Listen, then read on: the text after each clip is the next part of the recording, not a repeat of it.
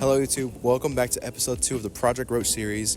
In today's episode, I will be covering the Coupe. And last episode, I covered the 82 GT, the black one, and I said that I was going to be a parts car. Well, the parts are for this specific car. There are plenty of things that we're not going to be using on this one that we will just be regurgitating back to the black one. But for the most part, we will be using a lot of stuff, mainly the interior from this car.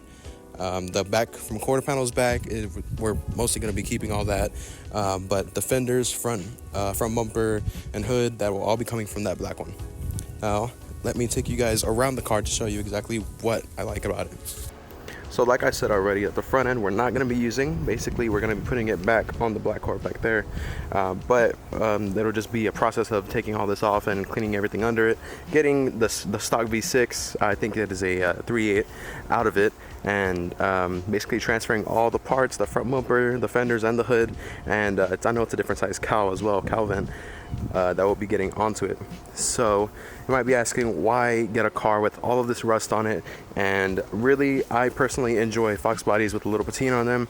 This one is an extreme case. There is some cases where you can see there might have been some body filler and some attempt to fix it, whatever surface rust may have actually gotten through to the structure of it. And personally, I really love this look. I love a badass Fox body, or just any car that, you know, has the surface rust, has some patina clear on it, and it just has a really nice sit on it, and you know, it's on really nice thick wheels, chrome wheels, down, drop to the ground, and can look really showstopper compared to something else that might be more traditionally painted and, you know, all beautiful show style look. This is something that really calls me, almost like a rat rod look. Now you can see the sail vents right here. They're discolored. I might take those off and actually repaint them black along with the polished trim.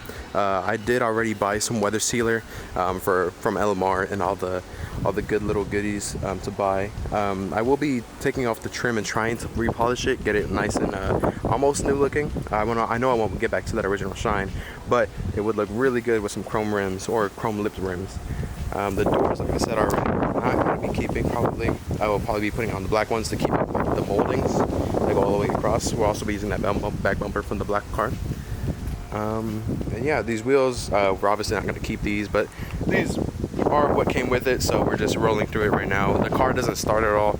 We're not going to use anything from the original drivetrain. We're going to be stripping this thing down to the bones and basically replacing everything. Now move on to the interior or some other parts of the car that I think were interesting. So here's the interior. I love the 3-spoke steering wheel. Everything in here really needs to be cleaned. There is mold over the place. You can see the weather stripping, how it's crackling apart right here in the middle. And we're not going to be using any of this door. So we really, I don't even have to discuss anything about those doors. But you know, the carpet is going to be yanked out. The full interior will all come out of this car. The center console might be able to be revived. We have a spare center console as well that we'd have to paint. It's a red one. The dash, I actually like the lower half of the dash right now. It is not in too much terrible shape besides the dash pad on top, which is, you know, is an eyesore with all this cracking, extreme cracking here on top. Let's see what else. Oh yeah, I didn't get to mention the roof of the car. Actually, if you even, yeah, take a listen to that. I have some sound deadener already on the way, so once I strip this interior, I will make a quick video about the sound deadening installation and the differences that it makes. And so, let's see if I can get you guys in focus from this part right here. So, it is in neutral right now, so I can actually move it around. The radio will be going out. Plan on putting some Apple Music small head that can still be really functional with, you know, Apple CarPlay and Bluetooth audio. Let's see the back seats, and we're gonna keep these seats. Actually, these seats are really nice condition. They just need to be maybe conditioned and yeah, just brought back to life. They're not too bad right now. See the back of them. Oh, we actually have our antenna back there too. Really interesting. See this back seat. I really like the textured cloth and like almost a yarn knit look for the gears way back.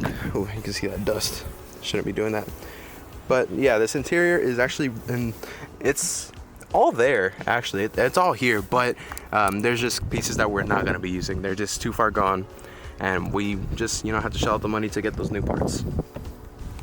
And here I just popped the hood, opened it. You can see the strut towers as well. If you can get a good look down there, strut towers seem to be really good as well, just like the black one. Obviously surface rust from the fenders, that's all coming off. I'll be sanding down, basically everything in here will be gone. I will be sanding down this this front frame and basically repainting it with some black overcoat. Let's see. Also, these little protection plastic shields down here, these are really hard to find. They're really good condition on this car, so I do plan on keeping those and making sure to use those. Front bumper, not in the best condition, but we're not worried about that. Let's come around to the trunk. Oh, and this is some of the body parts that I was talking about that might be a little issue. We'll have to sand this down. There's some rubber Bondo that's still getting used, and you can see right there's some flaking, which isn't the best thing in the world. We're gonna have to fix, let me get you guys a focus.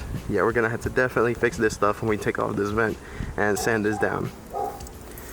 Here in the back, one of my favorite parts about this car is that it's from Gillespie San Antonio Ford, or Gillespie Ford from San Antonio.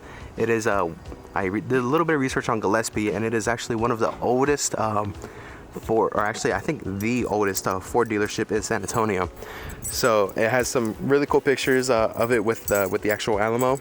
So I do really want to keep this. I found it for 20 bucks, a spare one, $20 tag on eBay. Also the Mustang L. It's just a little bit of charm, I think, because the LX is missing. It's just really funny that it just says L.